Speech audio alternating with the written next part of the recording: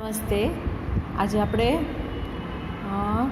સ્વાધ્યાય 6.3માં દાખલા નંબર 1 કરી લીધો. હવે દાખલા નંબર 2 કરીશું.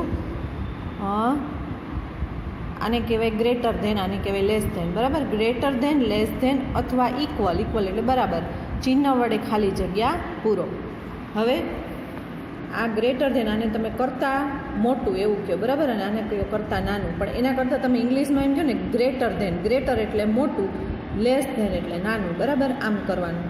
આ ગ જેવું લાગે ને, આ જે નિશાની છે એ ગ જેવી લાગે એટલે આ ગ્રેટર ધેન, અને આ લ જેવી લાગે એટલે આ લેસ ધેન. બરાબર, અને આ ઇક્વલ એટલે બરાબર. એની નિશાની આપણે કરવાની છે. પેલું જોઈએ, -3 + -6. તો અને પાછું એમાં એક ખાલી જગ્યા આપી છે, અને -3 - -6. તો આ બેયનું પહેલાં આપણે સાદું રૂપ આપીશું. તો જો આ -3 છે એ એમને રાખીશું. હવે આ પ્લસ માઇનસ થશે, બરાબર, એટલે માઇનસની સાઇન આવી જશે, -6. હવે પાછું આ બેયનું આપણે કરીએ તો માઇનસ પ્લસ થશે, પ્લસ એટલે સરવાળો, એટલે આ બે સંખ્યાનો સરવાળો કરીશું એટલે 3 ને 6 9 થશે. પણ મોટી રકમની નિશાની આવે એટલે અહીંયા આવશે -9. બરાબર, આનું આપણે સાદું રૂપ આપ્યું તો -9 આવ્યા. હવે આ બે આ સંખ્યા છે એમાં છે -3 -6, એટલે આ માઇનસ પ્લસ થઈ જશે. બરાબર, એટલે -3 + 6 બરાબર કેટલા આવશે? તો કે જો પાછું અહીંયા સાદું રૂપ આવશે, માઇનસ પ્લસ માઇનસ, એટલે 6માંથી આપણે 3 બાદ કરીશું. માઇનસ આવ્યા બાદ કરીશું એટલે 6માંથી 3 જાય તો આવશે 3, મોટી રકમની નિશાની એટલે પ્લસ આવશે. બરાબર, હવે તમે મને કહેશો કે આ બે સંખ્યા છે એમાંથી કઈ સંખ્યા મોટી છે? તો તમે જોઈ શકો છો કે 3 છે એ મોટા છે, બરાબર, અને 9 કેવા છે? નાના. તો આપણે પહેલી સંખ્યા જોઈએ. પહેલી સંખ્યા કેવી છે? તો કે નાની છે. બરાબર, આ -9 નાની છે. નાની છે એટલે લેસ ધેન, એટલે આપણે લેસ ધેનની સાઇન કરીશું. બરાબર, એટલે -9 નાના છે, આપણે એમ કહેવાય -9 નાના છે 3 કરતાં. બરાબર, એનો મતલબ એમ થાય. એટલે અહીંયા લેસ ધેનની સાઇન આવશે. -21 - 10. પહેલાં એનું આપણે સાદું રૂપ આપીએ. -21 એમને માઇનસ પ્લસ +10. હવે આ -21 + 10 એટલે માઇનસ પ્લસ માઇનસ થાય એટલે બાદ બાકી થશે. 21માંથી 10 જાય એટલે વધશે 11.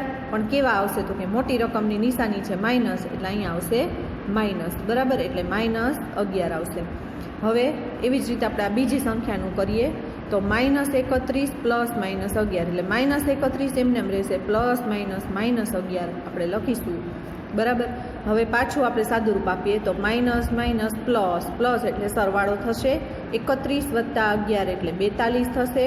42 કેવા આવશે? તો કે મોટી રકમની નિશાની એટલે માઇનસ છે એટલે માઇનસ આવશે, -42. હવે તમે જોઈ શકો છો આ બે સંખ્યામાં કઈ સંખ્યા મોટી છે? તો કે -11 છે એ મોટા છે. બરાબર ને, આમાં આપણે -11 મોટા આવશે. ખાલી 11 હોત, માઇનસની સાઇન ન હોત તો તમને બધાને ખબર જ છે કે 42 મોટા થાય. પણ એ માઇનસ આગળ છે એટલે -11 મોટા થાય, -42 નાના થાય. એટલે -11 પહેલી સંખ્યા કેવી છે? તો કે મોટી છે. મોટી છે એટલે આપણે ગ્રેટર ધેનની સાઇન કરીશું. એટલે ગ્રેટર ધેન એટલે ગ જેવી સાઇન, એટલે ગ્રેટર ધેન આ રીતે આવશે. દાખલા નંબર C, 45 - -11. બરાબર, માઇનસ પ્લસ એટલે સરવાળો થશે, 45 + 11 એટલે 56 થશે. એવી જ રીતે અહીંયા જોઈએ 57 + -4 પ્લસ માઇનસ એટલે 57માંથી 4 આપણે બાદ કરીશું એટલે આવશે 53. હવે તમને ખબર જ છે આ તો સાદી સંખ્યા છે, ઋણ પૂર્ણાંક નથી, ધન પૂર્ણાંક છે. એટલે 56 મોટા છે. પહેલી સંખ્યા કેવી છે? મોટી. બરાબર, એટલે મોટીની સાઇન આવશે, એટલે ગ્રેટર ધેનની સાઇન આવશે. -25 એમને એમ રાખીશું, માઇનસ પ્લસ 42 કરીશું. હવે પાછું આપણે સાદું રૂપ આપશું, માઇનસ પ્લસ માઇનસ, એટલે આ બે સંખ્યાની બાદ બાકી થશે. તો 25માંથી 42 નહીં, 42માંથી 25 આપણે બાદ કરીશું તો આવશે 17. બરાબર, પણ મોટી રકમની નિશાની, મોટી રકમ 42 છે એટલે પ્લસ છે એટલે +17 આવશે. એવી જ રીતે આપણે બીજી સંખ્યા જોઈએ તો -42 એમને એમ રાખીશું, માઇનસ પ્લસ 25. બરાબર, તો માઇનસ પ્લસ માઇનસ એટલે બાદ બાકી થશે. 42માંથી 25 બાદ કરીએ એટલે આવશે 17. પણ કેવા આવશે? તો કે -17 આવશે. હવે -17 મોટા છે કે 17? તો તમે જોઈ શકો છો કે કયા મોટા છે? 17 છે તે મોટા છે, બરાબર. અહીંયા 17 મોટા છે, -17 નાના છે. 17 મોટા છે, મોટા હોય એટલે પહેલી રકમ મોટી છે એટલે ગ્રેટર ધેનની સાઇન આપણે આવશે. હવે એના પછી એમ કીધું છે કે ખાલી જગ્યા પૂરો, બરાબર. તો એમાં એમ છે -8 પ્લસ આપણે કેટલા લખીએ તો ઇક્વલ 0 થાય. તો -8 પ્લસ 8 લખીએ એટલે 0 થાય, બરાબર. શું કામ? જો માઇનસ પ્લસ માઇનસ, 8માંથી 8 જાય તો 0 અને મોટી રકમની નિશાની 0 આવશે, બરાબર. એટલે આપણે અહીંયા લખીશું 8. એવી જ રીતે બીજામાં પણ એમ જ છે, 13 છે પ્લસ છે અને અહીંયા આપણે કઈ સંખ્યા લખીએ તો 0 આવે? તો કે -13 લખીએ તો 0 આવે, એટલે 13 પ્લસ -13 ઇક્વલ 0. અહીંયા પણ એમ જ છે, 12 ધન પૂર્ણાંક છે, એમાં ઋણ પૂર્ણાંક લખીએ 12, એ નહીં સંખ્યા પણ ઋણ પૂર્ણાંક લખીએ એટલે આપણને શું મળે? 0 મળે, બરાબર. ઇક્વલ 0. હવે ચોથામાં ડીમાં એમ કીધું છે -4 પ્લસ ખાલી જગ્યા બરાબર -12. હવે -4 છે એમાં આપણે કેટલા ઉમેરીએ તો 12 આવે. હવે અહીંયા આપણે જો ખાલી 8 ઉમેરીએ તો બાદબાકી થઈ જાય, પણ બરાબર. તો -8 આપણે ઉમેરીએ તો શું થાય? તો પ્લસ માઇનસ માઇનસ થાય, એટલે 4 ને 8 12 થાય. અહીંયા પાછું માઇનસ માઇનસ પ્લસ થશે ને, એટલે 4 ને 8 12 થાય, એટલે અહીંયા આવશે 12. એટલે અહીંયા ખાલી જગ્યામાં આવશે -8. હવે ઈમાં કીધું છે કે -15 બરાબર -10. હવે આપણે -15, 5માંથી આપણે -15 કરીએ તો કેટલા આવે? -10. એટલે અહીંયા આવશે 5. હવે ચોથામાં એમ કીધું શોધો, એટલે આપણે જે સાદુરૂપ આપેલું એ જ આપણે કરીશું. તો -7 -8 માઇનસ પ્લસ 25 લખીશું. હવે પહેલાં આપણે આ બે સંખ્યાનું કરીએ સાદુરૂપ.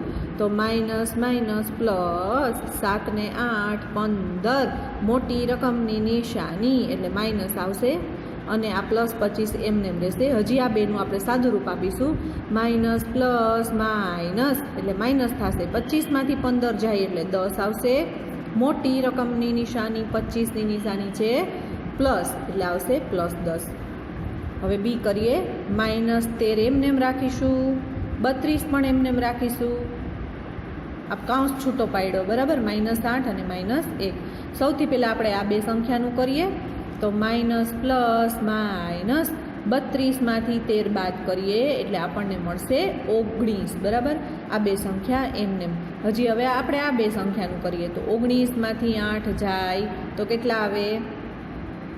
સોરી, પહેલાં આ બે સંખ્યાનું કે તમે આ બે સંખ્યાનું પણ કરી શકો. તો 19માંથી પહેલાં 19 એમને એમ રાખ્યા, માઇનસ પ્લસ 8 ને 1 9, મોટી રકમની નિશાની એટલે માઇનસ આવ્યા. 19માંથી 9 જાય તો 10. તમે આ રીતે પણ કરી શકો. 19માંથી 8 બાદ કરો એટલે આવશે 11 અને 11માંથી 1 બાદ કરો એટલે આવશે 10. કોઈ પણ રીતે કરી શકો. સીમાં છે -7 આપણે એમને એમ રાખીશું, પ્લસ માઇનસ -8 અને પ્લસ માઇનસ -90. હવે માઇનસ પ્લસ તો એટલે 7 ને 8 15, મોટી રકમની નિશાની માઇનસ છે એટલે માઇનસ લખીશું અને -90. હવે ફરીથી પાછું માઇનસ પ્લસ એટલે 90 ને 15 105, મોટી રકમની નિશાની એટલે માઇનસ આવશે. એટલે આમાં જવાબ આવશે 105. પણ કેવા? તો કે ઋણ એટલે કે માઇનસ. 10મો દાખલો 50 એમને એમ રાખીએ. માઇનસ પ્લસ 40 કરીશું અને માઇનસ પ્લસ 2 કરીશું. તો આ તો સાવ ઇઝી થઈ ગયું. 50 ને 40 90 અને 90 વત્તા 2 કરીશું એટલે આવશે 92. તો અહીંયા આપણું સ્વાધ્યાય 6.3 પૂરું થાય છે. સ્વાધ્યાય પોથીમાં તમે સ્વાધ્યાય 6.1, 6.2, 6.3ની પ્રેક્ટિસ જરૂરથી કરશો. આવજો વિદ્યાર્થી મિત્રો.